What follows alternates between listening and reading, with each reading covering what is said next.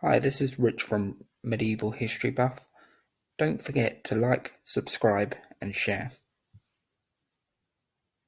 Henry V succeeded his father, Henry IV, as king in 1413. Henry IV's reign had been plagued by numerous problems. As a usurping king, he himself had to put up with challenges to his authority. These challenges came from sources including Harry Hotspur and Owen Glendower. Henry IV also suffered from poor health for much of his reign, so succession for his son, Henry of Monmouth, is something the younger Henry would have been anticipating for some time.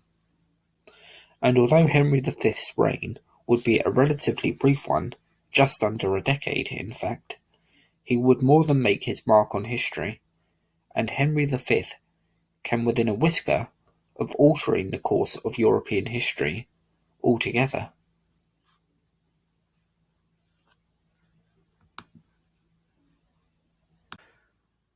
Henry was undoubtedly made of the stern stuff required to be a medieval king.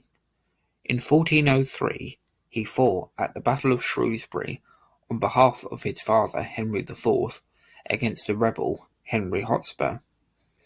It was here that Henry V, or the future Henry V as I should say, sustained a nasty and near-fatal injury. An arrow struck him in the face and had to be pulled out. The 16-year-old prince survived, but not without a scar. It's because of this injury, a blow taken on the right side of Henry's face, that explains why, when you see a portrait of Henry V, he is turned to one side and only shows the left side of his face, choosing to not show the scar. From a very early age, Henry V was battle-hardened, and he had the proof to show it.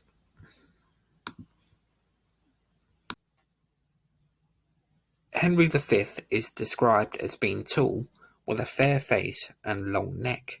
He had a strong physique and was quick across the ground. One chronicle even says that he was so quick that he could chase after deer on foot and catch them. This is a slight exaggeration, but it gives you a general idea about the strength and fitness of this would-be warrior king. Physically, he was almost the ideal for a medieval king,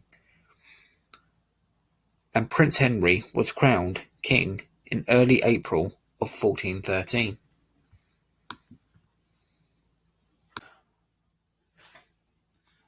After his coronation, Henry made donations to the church and ensured that there was law and order in the land by appointing sensible men to judicial offices. With everything seemingly in order in England, as well as in neighbouring Scotland, Wales, and Ireland, Henry turned his attentions to France. He considered the Kingdom of France his birthright after his great-grandfather, Edward III, had laid claim to it nearly 80 years prior to Henry's coming to the throne. But being careful to not make any rash decisions that could make him unpopular, Henry sought the advice of learned men about the validity of his claim to the French crown. Henry was given their blessing, and he sent an embassy to France to make known his claim. If the French refused to acknowledge Henry's right to the French crown, then it would mean war.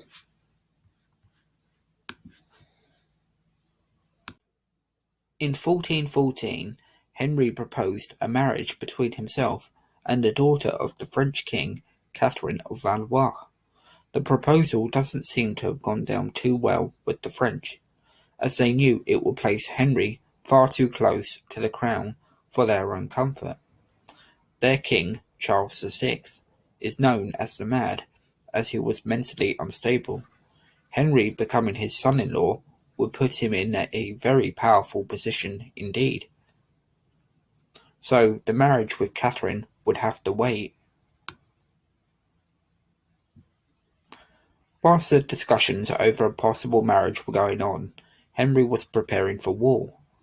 It was whilst these preparations were being made that Henry unearthed a plot against him. This was known as the Southampton Plot and was led by a cousin of his, Richard, Earl of Cambridge.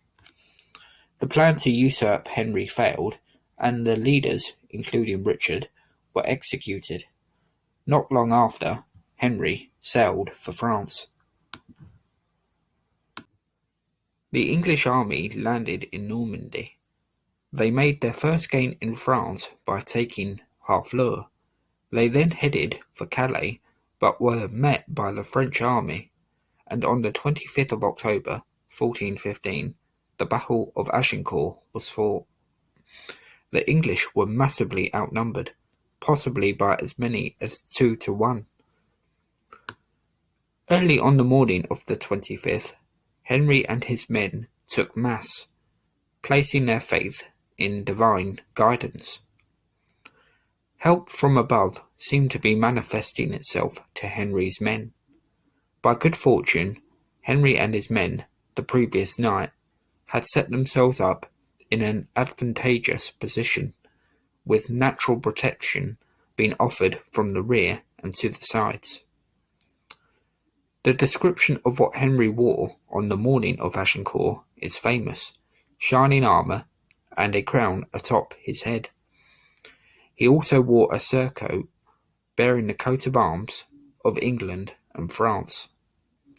But for all Henry's outward confidence, the odds remained stacked against him.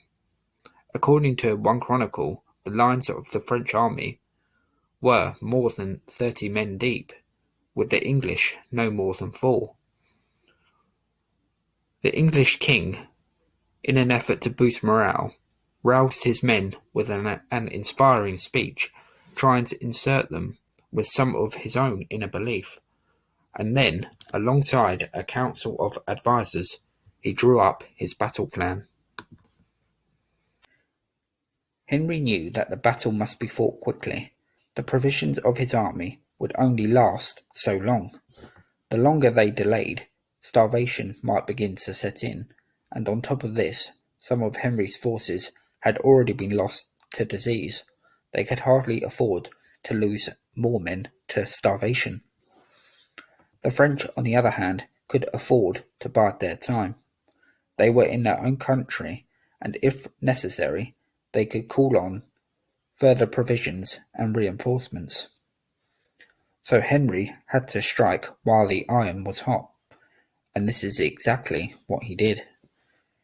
Henry V first ordered his archers to unleash a torrent of arrows on the French, and then the English army hurled themselves ferociously at the enemy. And at the heart of the battle was King Henry himself, fighting as fiercely as any other man on that day. To increase their mobility, anything that was unnecessary to the English foot soldiers would be disposed of.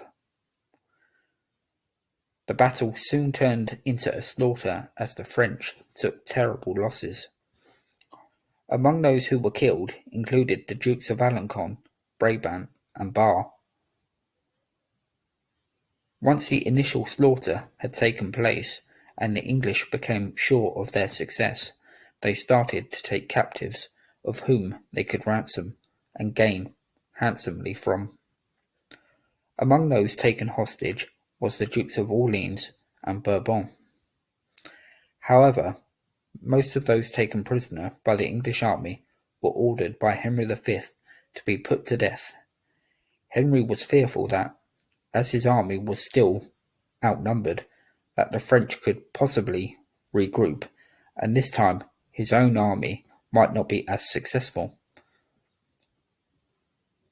On that day of the 25th of October 1415, a huge number of the French nobility had died, and this was an extremely fateful day in French history.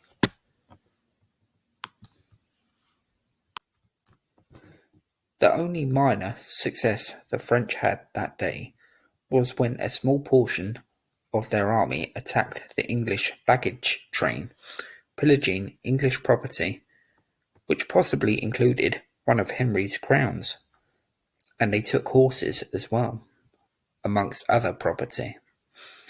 This, however, did not make up for what was a disastrous day for France. Henry's military tactics on that day was absolutely genius.